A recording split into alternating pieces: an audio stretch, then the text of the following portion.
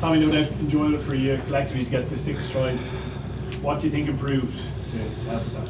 Yeah, I kind of touched on it after the Japan week that we were a bit frustrated that we've seen kind of what we can produce on the training pitch, and it was annoying to not be able to put it out there under the bright lights. So it was really nice to kind of be able to do that on the big stage when it mattered on a Saturday. I think there was a couple of big moments in terms of some of the aerial battles we won back. They were big momentum swings, and then people just kind of grew into the game confidence-wise. Half-time, it was only 19-12, but felt like we were very much on top of them. So that was disappointing, but it was great to kind of pull away in that second half and get a bit more of a better result, I guess.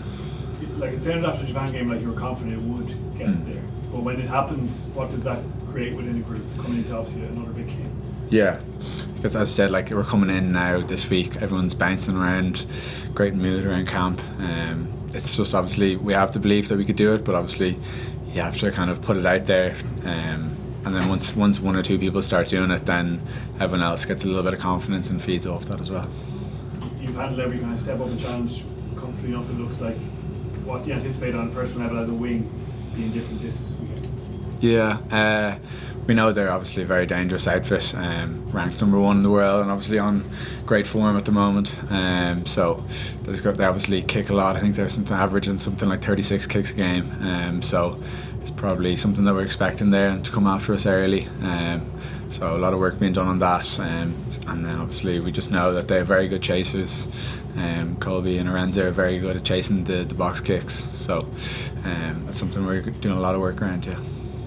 David, do you think it helps this week, having been through the whole Chicago experience and having had this long time in camp, as you build up to such a huge challenge yourself personally? Yeah, definitely. I think this is week 4, week 5 in camp. So yeah, you definitely feel well used to it and well kind of in with the guys. Obviously I hadn't played too much international rugby before, but now I've played the last 80 minutes, which is fantastic. And yeah, as you said, they've kind of been very different levels. We were obviously disappointed with our performance in Chicago, but the great thing about that was that it was the first game and we knew we had 3 games, and obviously then Japan was better, and then Australia obviously another level up, and we know it's going to have to be another step up again this week.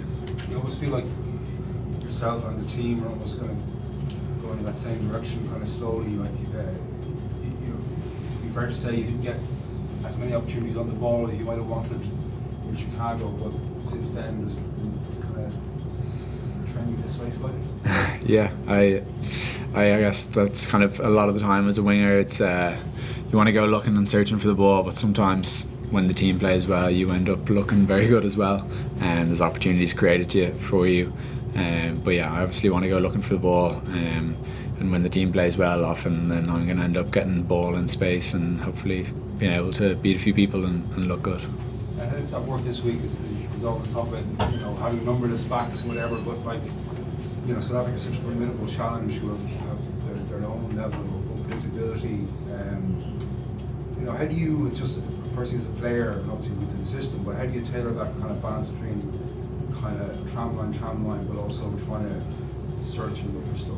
Yeah, I guess as an air of familiarity from playing in Leinster and kind of training against the defence that South Africa do regularly. So Jack Nienaber would have been the one implementing it. Now obviously he hasn't been there for a couple of years, there's a few little tweaks, but I think the basis of it is quite similar to what we do. So in that sense it's quite good that year round in Leinster you're training against similar pictures to what we're thinking we're going to face this week.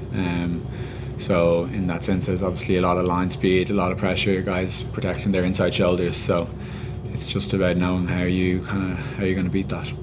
How much visualization do you do of high ball stuff in defence or attack? Yeah, I would do a lot of it during the week, alright, because obviously you're limited in the amount of practice you can do in terms of like when you're playing lots of 80 minutes and stuff like that. You want to try to keep your legs fresh, so definitely would do a lot of it, even just like throwing balls up as well, not being as high impact on your legs and just kind of seeing the ball into your hands. It's something we've talked about massively in here. Johnny's done a lot of work on it in terms of talking to past players, Rob Carney, Andrew Trimble, Andrew Conway, and then while he was down in Australia with the Lions. I think he's did a lot of work with some of the AFL clubs and stuff to try pick up as many little nuggets as he could. So he's kind of shared some of them with us, and we're kind of just working on trying to implement them as much as we can. Tommy, has your job as a winger, say from 5 years ago, have you had to evolve with the changing roles that you've had to adapt to? Yeah, I think it's probably as I've grown as a player, I've kind of become a bit more aware and try to add that to my game. Obviously growing up I was a bit more of a centre, so I would have always thought that I could be that kind of playmaker as well. So that's probably why the evolution of a winger has probably helped me in that sense, that it's not just out and out finishing on the edges, so you got to be able to pop up in the middle of the park, be those kind of second playmakers and put people through holes as well. James and Mac have just looked for that constant involvement in the match. Is that another aspect that you, or maybe you've always been like that, but as a centre you would have been involved anyway, but the winger can't just stay out there, you've got to get involved in the match. Is that something that's a bigger priority now? Yeah, no, definitely. I would have always said it to myself as well. You want to try get as many touches on the ball. Coach Noel McNamara back in the day used to always say to us, if you get 2 touches on the ball, someone's going to score, and if you get 3 touches on the ball in a phase, you're going to be the one that scores. So it's just about kind of working off your wing, trying to create extra man, and then if you can keep the ball alive, you're attacking against disorganised defences, it can lead to great rewards. Michael Murray did that. Right, Tommy. Just maybe talk to me a bit about the Springboks and your evolution as you were coming up as a rugby player, looking at them building the brand they have now. It's almost like an All Blacks aura, like they were always a top team, but winning the World Cup in 2019, winning in 23, you're looking on as a provincial player, there'll be opponents on Saturday, but what is it about, what's the aura of the Springboks over the last 6 years? Yeah, I guess it's slightly different maybe to some of those All Black teams of 2011, 2015, where they seemed like they just didn't lose a game for 6 or 7 years, whatever. Whereas South Africa seemed to have gotten it right in terms of peaking at the right times for those World Cups. I've lost games in between, but I guess that's maybe down to some of the innovation they've tried to introduce. So you can see that with some of the benches they've used. They obviously have Esterhazy as hybrids. They were using the 7-1s and stuff like that. So they're not afraid to try a few things, and obviously that's something that's great, and we're obviously all keeping an eye on how they're innovating. But yeah, like the nuts and bolts of South African rugby, I think has always stayed the same. If they're hugely physical, they're going to work unbelievably hard. They're very passionate. So I think that's something that they still have 100%. What do you make of their peer approach? Because when we speak to their players and management, they're not afraid to say that they're being treated harshly or that, and it's kind of interesting from us because we're very used to hearing people following the processes and going through all that. What do you make of how they approach their media and Razzie and his approach as well? In terms of what you think the media is kind of they think the media is having a go at them? Well, they don't really mind what they say. They will say that World Rugby are being unfair to them. Yesterday the coach said that they're not being treated fairly, and we're used to maybe the last few years of people saying we're just going to follow the process and go through the back channels and all that, but they're very open or honest in how they feel. Yeah, I guess like it's kind of whatever suits you, I guess, in that sense. They're obviously happy to kind of create their own little tight camp, and if that's maybe something that they like doing, of kind of the media in the world's kind of against us, then whatever works for them, I guess. But yeah.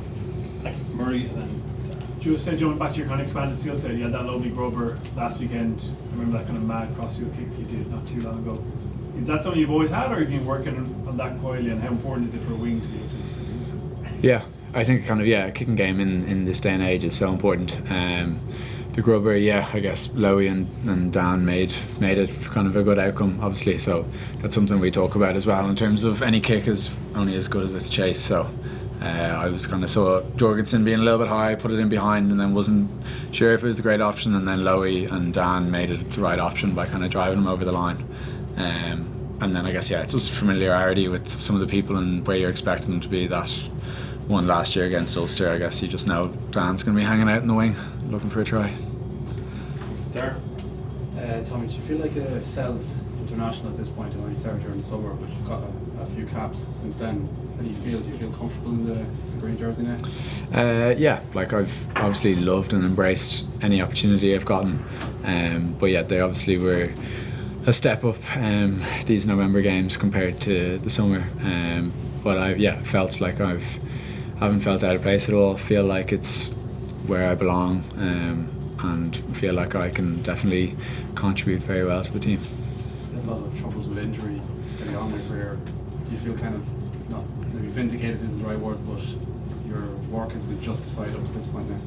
Yeah, definitely. It's something I would have been one of the toughest parts of the injuries, is how I felt like I was kind of right on the precipice a couple of times, and how it would have just been kind of coaches and people in Leinster who would have seen what I could do, and hadn't just been able to put that out on display yet for other coaches and maybe here in Ireland to see, and obviously to get picked then for here. So that was kind of the tough thing when you feel like you're on the precipice.